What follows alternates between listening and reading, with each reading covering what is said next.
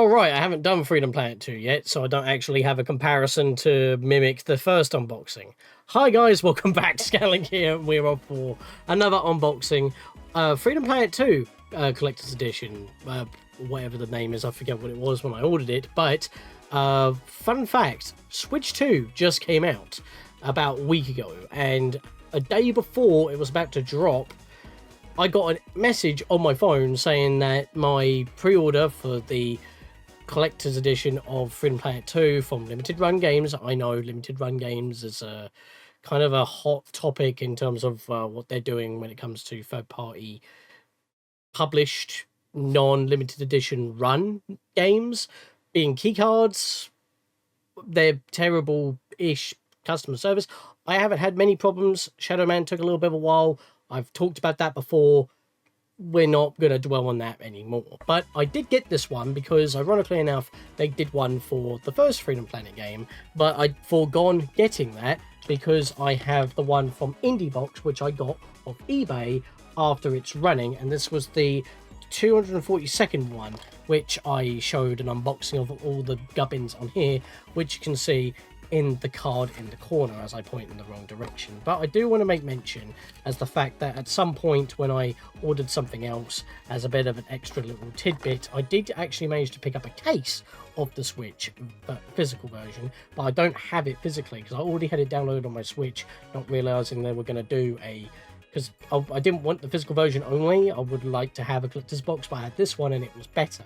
But I was able to pick up a case for only £3, and even though it does in fact, you know, have the original artwork on the inside, I managed to put in what was included in here, the stickers and the little newsletter of the game's release in the case. So the case still serves its purpose. It's kind of like when you got Binding of Isaac Afterbirth Plus for the Switch, and it has its own little manual, or even with the physical versions of Undertale, where it has the actual storybook as an actual booklet in the cases. So yeah, that's just completes the package of this. And plus, this box already has a physical version anyway, because the IndieBox versions come with its own little USB that has a DRM-free version of the game on it as well, plus a download code for Steam so that you can get updates and all that. But that doesn't mean that it's not write only,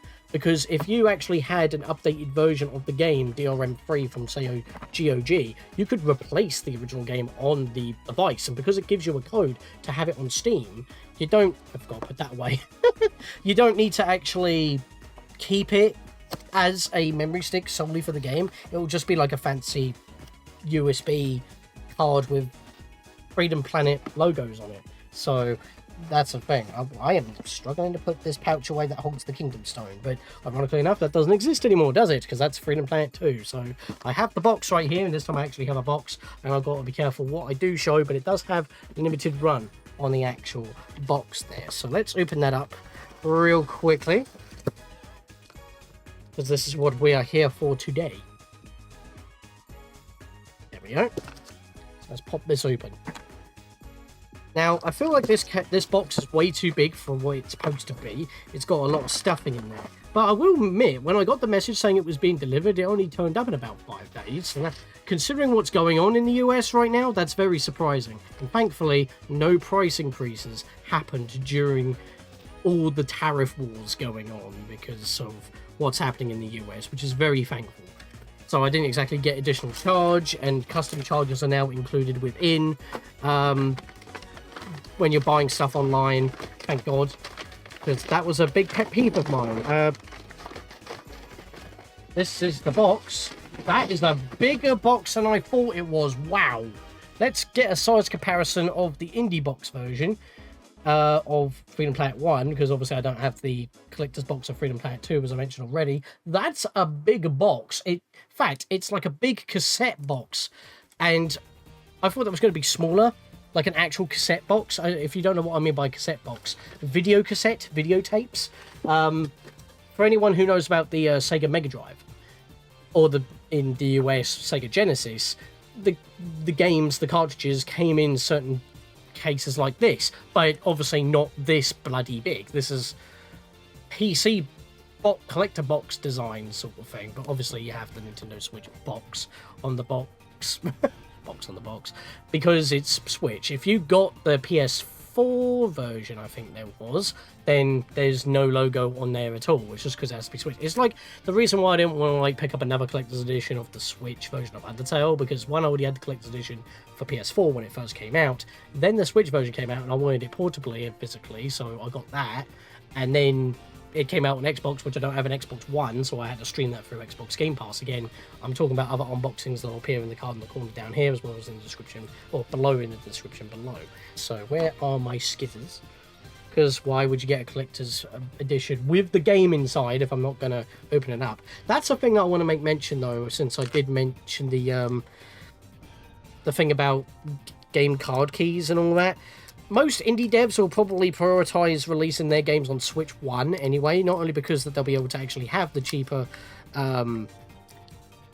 cartridges so that the whole game is on the cartridge, because they know that collectors would like that, but they would also... Sorry about that, I couldn't seem to get into it, but now I'm peeling it. But yeah, it's like most Switch 1 games are backwards compatible on the Switch 2, and then you could release an update to boost them, or include that data in the cartridge, like a Switch 2 edition cartridge that works on Switch 1 and Switch 2. If they did that, they can include both versions of the game. There's many ways that they could do it. They could have a Switch 1 game that just works on Switch 2, and it's not like for a sprite-based game you need it at 4K. It's pixels. It's going to be integer scaled anyway, so, you know, whatever works. And then you could just have settings that detect if it's in a Switch 2 or something with an update. Then it just works, and you can include that data in the cartridge like an upgrade pack. So there's many ways that could be done. So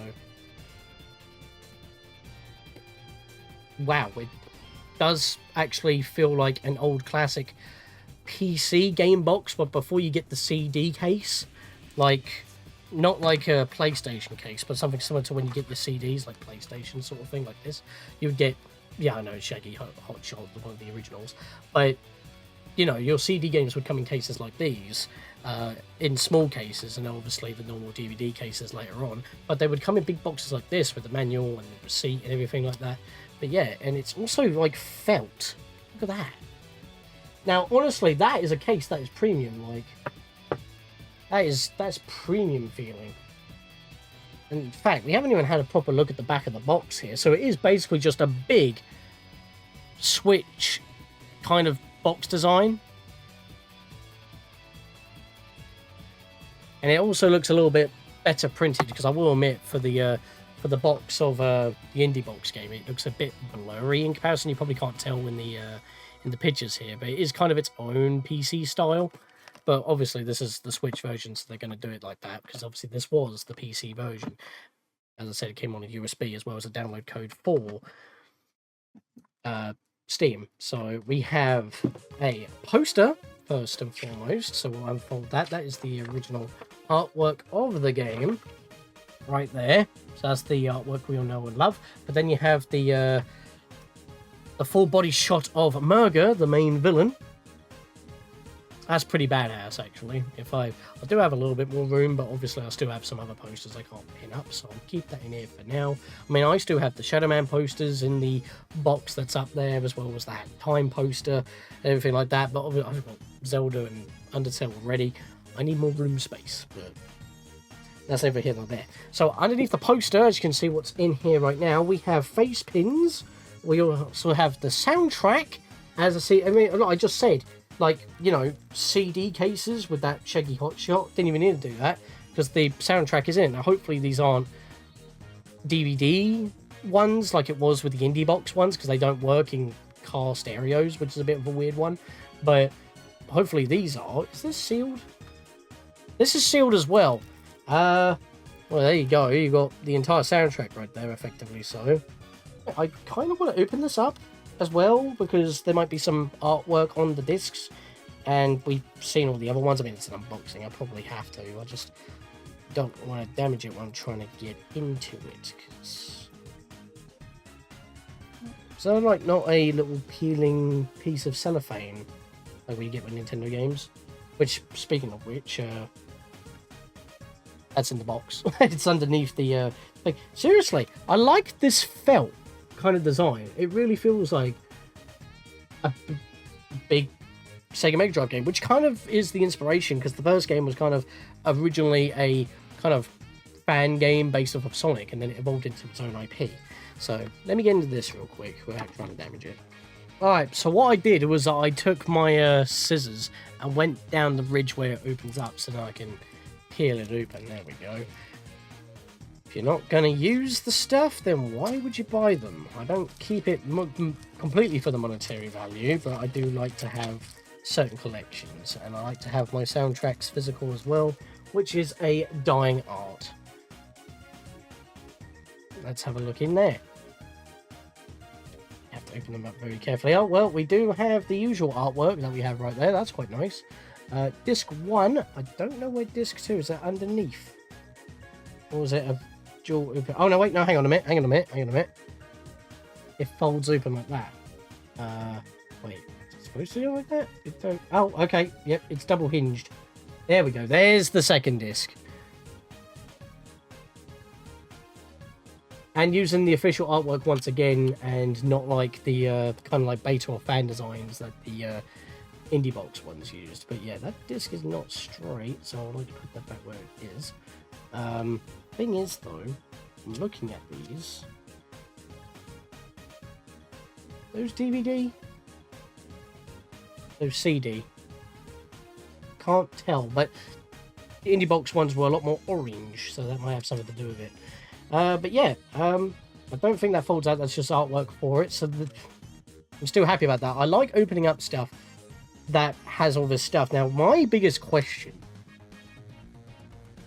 once we get past the pins here, because they are actual pins, like double-headed pins, they are also holographic. So you've got Lilac here. If I turn it in certain ways, it changes to some of her profile heads. If you can see that. I'm trying not to have it in the light, but yeah, it kind of works like that. So that's Lilac. Well, you know what, we'll do them in order. Makes sense. So here is a Carol. So it kind of like, you can see her raising her fists there. Then we've got Milla. So that's her talking as a matter of factly sort of thing. Looking. Actually, her one is a lot more easier to see the differences of. So that's pretty cool. And then we have Neera Lee, which is the newest character. Basically, the older sister of Spade, who was a removed character, because you also had the exclusive character Talk in the first game, Freedom Planet 1, who's actually on the box here. And he was only playable in some of the beta builds, which on Steam you can clock back and actually play that, so that's pretty nifty. So let's put those back in the box where they were, in the slot underneath the case of the game, and we have the game itself. And the back of the box is... Right, that's a good idea to compare, isn't it? So let's close up the box real quick. And why am I doing it that way? Let's compare. So, front, pretty much the same. Obviously, it's American, so it's got the E for everyone, not the PEGI rating. It's got the ESRB. So we reverse it, and it's a little bit differently laid out due to the spacing, but the details at the bottom are practically the same. It's just a lot more white space there because, you know, it's a bigger box, but the logo is practically the same size, effectively. But yeah, it is pretty much the same thing. The text at the top of the box is pixelated on here, if you can tell that. So yeah, they actually use different poses for the characters as well there. They're using the actual artwork here, but they're using all the sprite-based ones here to keep a certain consistency. But since obviously this is using a lot of the art, is it using the same pictures? Yep, no way, actually no, it's not. The only picture that's different is in Miyazawa's Colosseum to Miyazawa's level. That's the Colosseum, and that's the level. I'm not swearing. It's just how I was holding them. Anyway, right, put the box down. I need to get into this. And, well, there's no cellophane, but because you have an indent where you open it up, it's a lot easier to get into it. So, let's just do that. There we go. Lovely stuff. Right, get rid of the cellophane. Lovely. that back in the box, so it's like, you know. Right. It's haha, there's a manual. Always love a manual. Always love a manual. Honestly, it's weird being like a game player from all the way back in the day, because you were used to getting games with manuals and then they got phased out, and now it's like when you get a collector's edition like this, it includes a manual. So let's have a little flipperino here. So an ancient terror has emerged from the ocean depths, and it actually shows Murder right there, so that's pretty cool. Shows a Pro controller because obviously it's the Switch version. You got little character bios, which is quite nice actually, because I don't think we've actually seen that pose of Carol. I don't know what it is with Carol in particular, but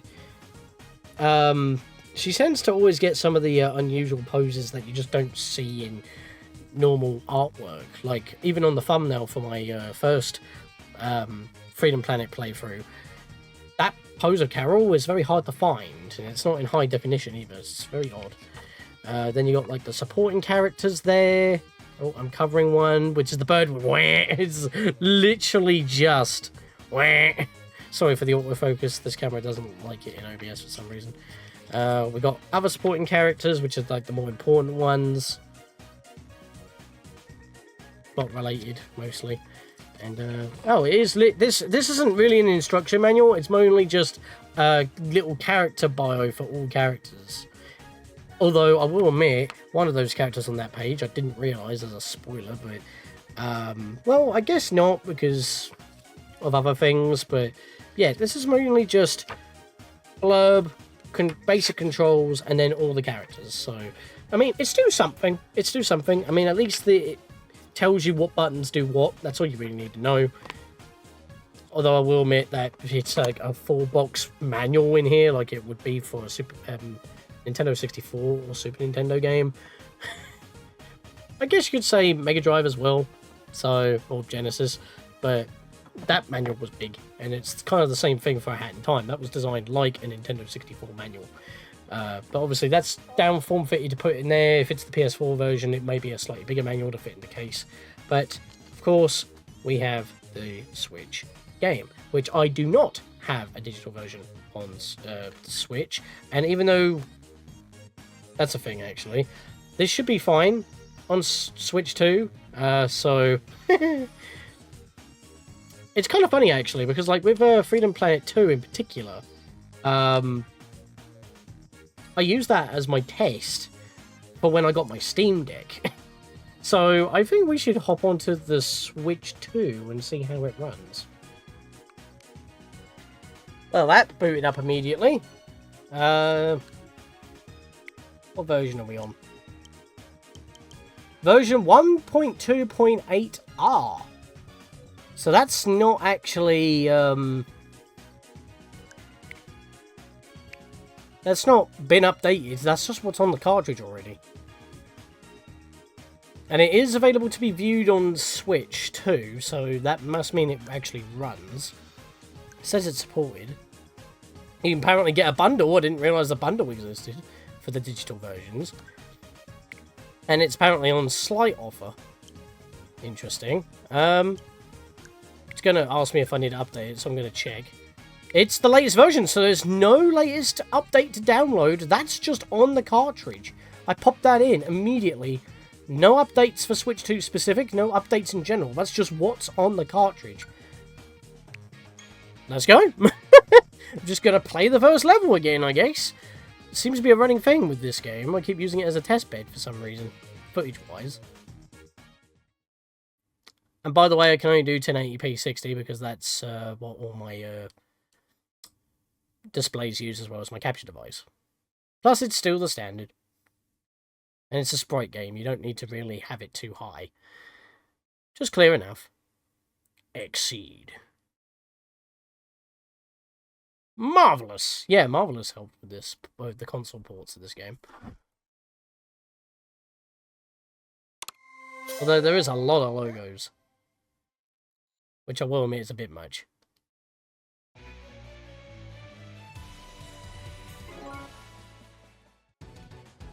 Well, this looks normal. This... Screen settings. Oh, internal scale.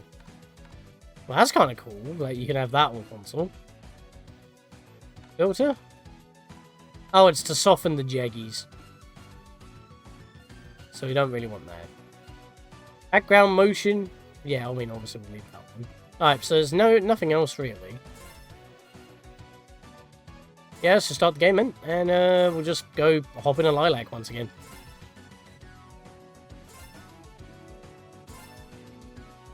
Let me in! No, I'm fine. Okay, we're good. Since this is considered Switch software, obviously it's just gonna run as such, but again, it's an indie game that's also sprite-based, so it shouldn't be too taxing on stuff. So, okay, I'm not jumping at the right time. It keeps seeming to happen when I'm trying to play these games. Oh, I want to get in there. Lovely stuff. This is looking nice. I mean, obviously a lot smoother than when I was messing with the Steam Deck, because I had to tweak some settings, and I was still getting used to it. But I basically just did a direct, like, system transfer from my Switch 1 to my Switch 2, so nothing's really changed here. Let's just do that. Dragon Boost and Cyclone. Also, I'm just going to say right now, don't bother Don Bennett for anything freaking Planet related. She's trying to move on. It is one of her prominent roles, but at the same time, it's like, you know, recording was done back in, like, 2017 or something. Back when she was also doing the recording for her debut as Kefla, as in Dragon Ball, I believe. So, just putting that out there. It's not like she doesn't forget about it, she just doesn't like it being shoved in her face. So if I ever do Freedom Planet 2, I might forgo using the voice clip I had for Freedom Planet 1. Because that was back when, you know, she was just starting out, really. Just out of respect. Whee! Nothing wrong with Lilac, though, because I would like her to be in, like, some other games. I did say that it'd be nice for her to be in Smash, like with Shantae as well, for more indie representation. But also maybe even just a actual official crossover game of Sonic and Freedom Planet. That'd be pretty cool. Like, have Team Lilac in, like, a Team Sonic, like, Sonic Heroes sort of gameplay. That'd be pretty interesting. Because obviously Milla would be the flying type, Carol would be the power type, Lilac would be the speed type. Lovely stuff, that's what I wanted. Let's boost again. Oh yeah, that's a thing that I never mentioned before, I don't think. Cyclone doesn't actually eat up a little bit of your bar, so you can actually Dragon Boost immediately after or before. Which is just nice.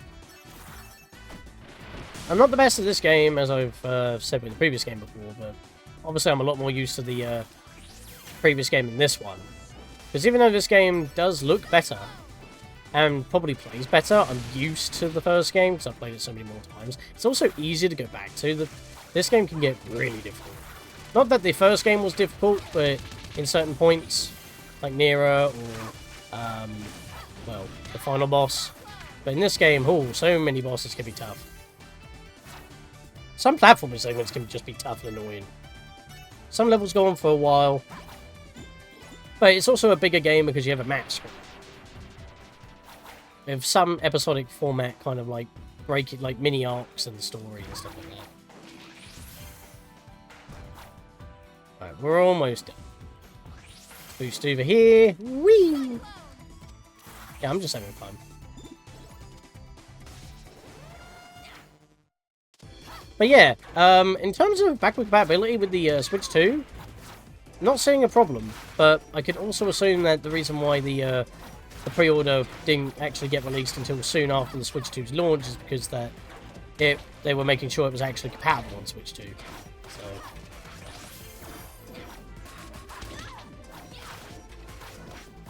slappity-doo-dah.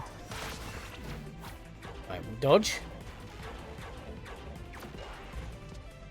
Don't know if I'm dropping frames or if I forgot to change my capture setting, but it's fine.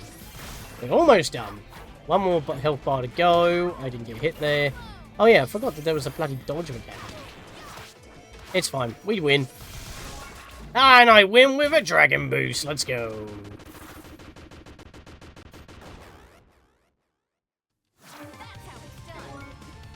Alright, there we are, Dragon Runner as well, so I think that's like a speedrun achievement or something stupid. I got an A rank, there we are. So I didn't do too bad, if I was able to do that. Then against first level, but, you know, controls are ever so slightly different on the systems, but I'm using the same controller as I would normally play with if I wasn't playing on the Steam Deck directly. But yeah, that is going to be it for this unboxing. I thank you all for watching, and let me know if you want to see me actually do Freedom Planet 2 properly. Although, doing it with all 4 characters might be a bit much, because the game is a lot bigger. Even though you do have certain cutscenes that are different here and there.